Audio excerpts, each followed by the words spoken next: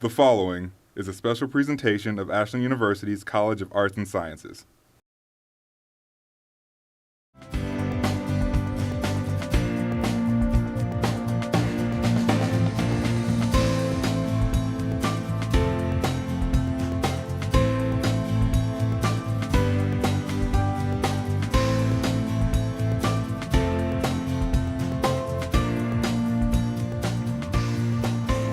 Hello everyone, and welcome to this edition of the CAS Spotlight, a show where we spotlight the different departments, staff, and faculty in the College of Arts and Sciences. I'm your host, Rebecca Ribley.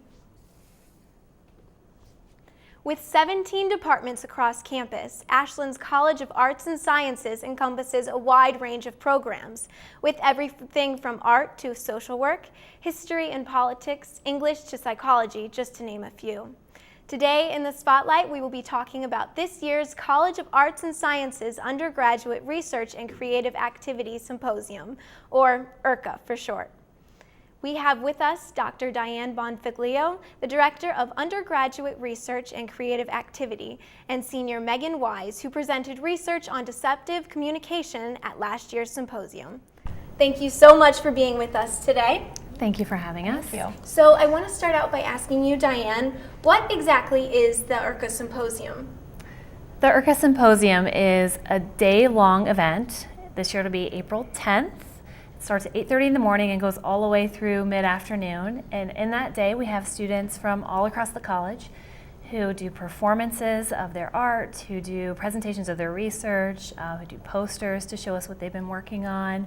And it's really just a day about spotlighting the students and really giving them a venue to showcase what they've done over the year. Okay, so how long has Ashland hosted this symposium? This year will be the 4th annual symposium, so 4 years. Okay. And is this something unique to Ashland University, or do other colleges do similar things? That's a great question. It's something that some other universities do. But really we thought it was something that could make Ashland's University experience really special for our students in particular. So because we're so focused at AU on involving undergraduates in the work that we do, we thought this would be a great venue, a good showcase for them to show off what they've done. Now, what does it take to put something like this on? It takes some work. We have a committee of faculty members. Ted Atchis, who's in Communication Studies, is on our committee. Andrew Green from Biology, Michael Schwartz from History and Political Science. We have Charles Caldemeyer in Art, and Fabio Polanco, who's in Theater, and Hilary Donatini, who is in English. And all of these faculty members get together. We plan the event in terms of just the logistics of it. But we also put out a call for abstracts, and students respond by submitting their work, and we review all those and really kind of help students get them polished up and ready to go. So does this take the entire year leading up? It really does. It really does. In fact, I've already reserved the date for next year's symposium. So we're working with catering now to get that set up, and we'll put a new call for abstracts out again in this coming fall and start all over again. You really have your hands full. It's busy, but it's really rewarding. Good. All right, after this short break, we'll be back with more on undergraduate research and the CAS Symposium right after this. Ashland University's Journalism and Digital Media Department is the only fully converged and integrated program in Ohio.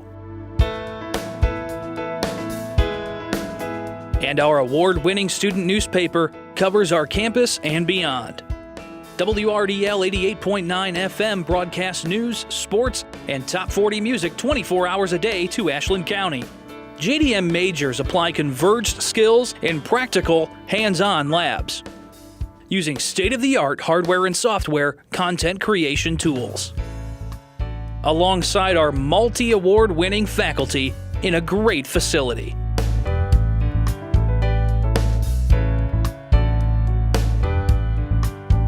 Ashland University's Journalism and Digital Media Department, creating converged digital media professionals for the 21st century. Storytellers wanted.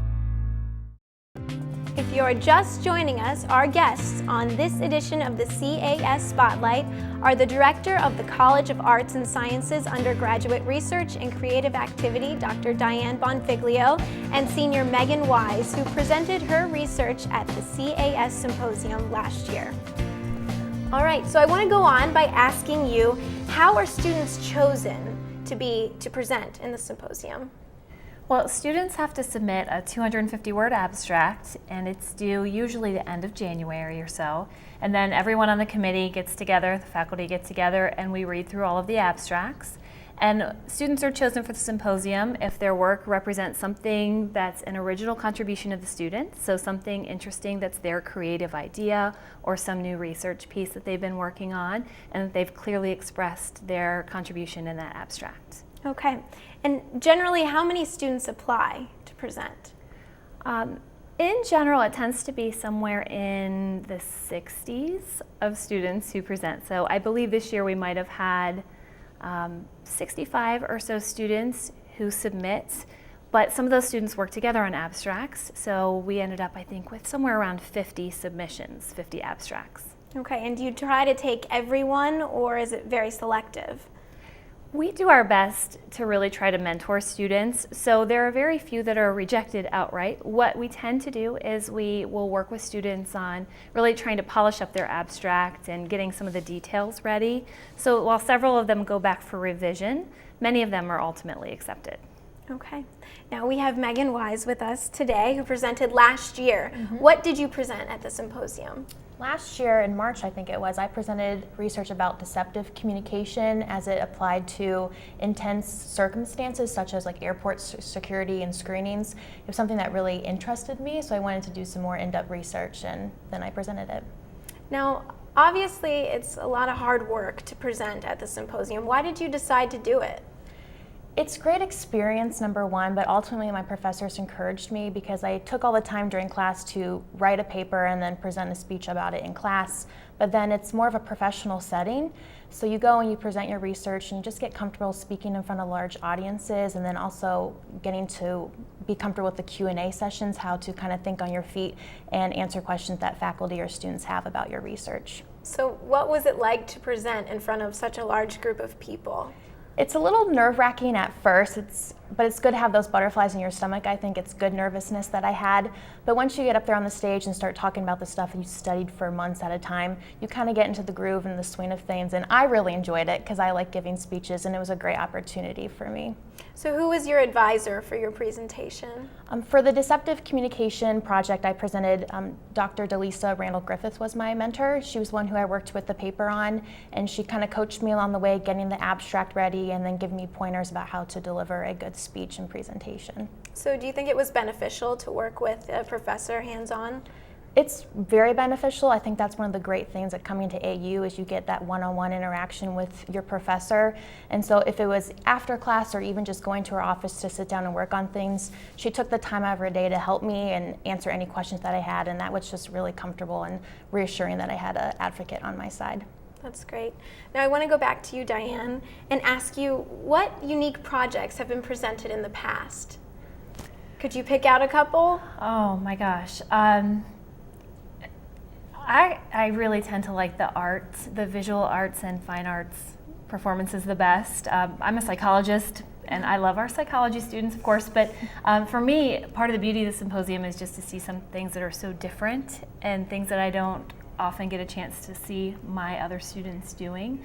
So, for example, last year, Jennifer Winkler presented a sculpture exhibition, these lifelike sculptures that were interpretations of work she did, and it was just not lifelike, they were life-size. They weren't actually lifelike, they were kind of interesting. But they were so powerful and dramatic and interesting. It was just beautiful to see. We had another pair of students who did a talk, performance about how they create a character. And they did a little musical performance along with that as well. It was just very interesting and engaging, and so wonderful to see that side of students. Those are always my favorite. That's great. All right, after this short break, we'll be back with more on undergraduate research and the CAS Symposium right after this. I I think we are a unique program for a number of reasons. First, within the state of Ohio, we were just recently recognized as the only fully converged journalism and digital media department in the state.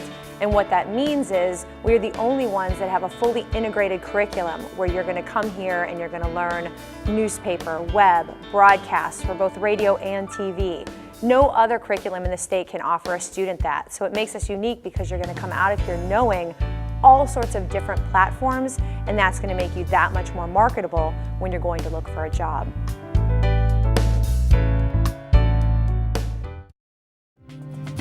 If you're just joining us, our guests on this edition of the CAS Spotlight are the Director of the College of Arts and Sciences Undergraduate Research and Creative Activity, Dr. Diane Bonfiglio, and Senior Megan Wise, who presented her research at the CAS Symposium last year. All right, so we just asked you a question on some unique projects that have been presented in the past. Now I want to ask you if there's anything that the students should look forward to going to the symposium this year to see. Oh, what a great question. I mentioned a couple of the art ones before. One of the ones that I'm excited to see this year is a presentation of the costuming that was done for The Importance of Being Earnest. So that's one that I'm looking forward to. I know Megan as well. I'm always looking forward to hearing her presentations, and she has another one this year, which is very exciting, and looking forward to that as well. But I always enjoy all of them. I know we have a math presentation that's an oral presentation this year, and I don't remember having a math one last year, so it's pretty exciting to have that one in as well. And Diane, what do you think the students gain from presenting at the symposium? Well, I know for a lot of students it just gives them the opportunity to try out their public speaking skills, to be in front of a larger audience than they usually get to present in front of.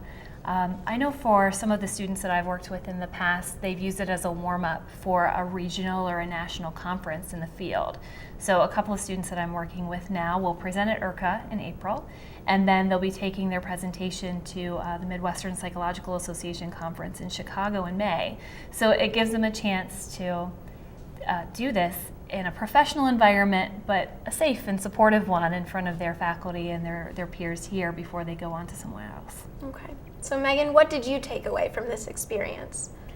It was just a great experience. I can't say it any other way. And like Dr. Bonfiglio mentioned, it's great practice. For me, I'll be presenting at the Eastern Communication Association later in April. So I'll get to practice my speech number one and then get a feel of what different questions could be asked of me and make sure I have all my answers prepared.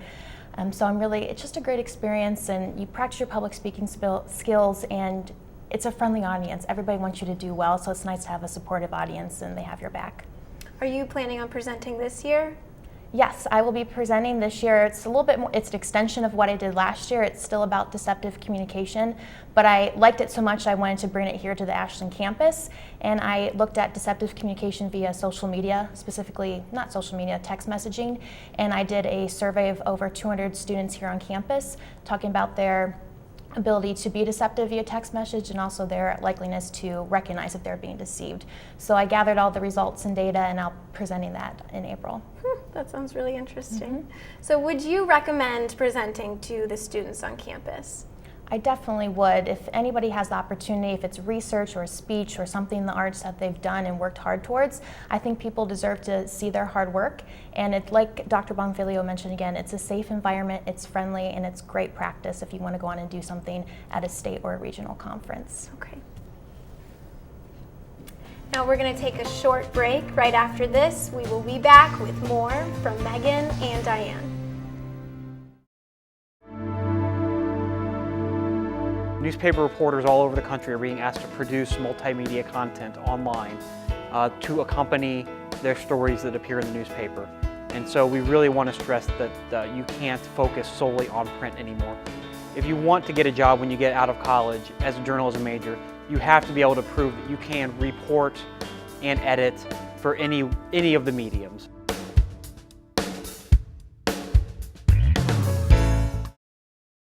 If you're just joining us, our guests on this edition of the CAS Spotlight are the Director of the College of Arts and Sciences Undergraduate Research and Creative Activity, Dr. Diane Bonfiglio, and Senior Megan Wise, who presented her research at the CAS Symposium last year.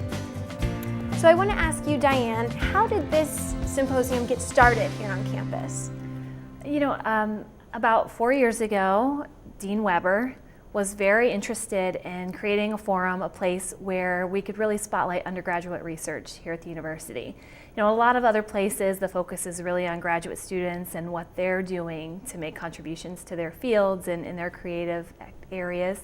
And at AU, we really pride ourselves on focusing on getting undergraduates involved, getting them involved early. It increases the likelihood that they'll be successful in grad school or land good internships, and we really wanted to give them the opportunity to do so. Okay, so what would you say is the benefit of having something like this on the Ashland University campus? I think it's great in a variety of ways. It, for one, like I said before, it kind of showcases the hard work that the students have put into their projects. But the other thing that it does is it shows younger students what's possible here. So they can go and they can see Megan do her presentation and they can realize, oh, I could work with Dr. Atchis or Dr. DeLisa or Dr. Randall Griffiths as well. And I could do something similar when I'm a senior. Okay, and who's invited to come to this? This event it's free, it's open to the public. Definitely undergraduates and faculty in the College of Arts and Sciences, and Dean Weber has suspended classes in the College of Arts and Sciences on this day, so no CAS classes. Students can come to the symposium, but we're also sending letters to the family members of presenters, and we hope that they'll come, and we hope that members of the community come as well and see what AU students are up to. Definitely, I think they'd enjoy that. So when will this symposium take place this year? This year's symposium is Wednesday, April 10th, and it starts at 8:30 in the morning and goes all day. We have all of Upper Convo reserved for this, and you don't need a ticket or anything. You can just come by for whatever piece that you'd like to see. All right, I want to thank you both so much for being here with us today. We've learned a lot about the URCA Symposium. Thank you. Thank you. We'll be back with another look inside Ashland University's College of Arts and Sciences on the next edition of the CAS Spotlight. For all of us in our Center for the Arts studios, I'm Rebecca Ribley. So long, everybody.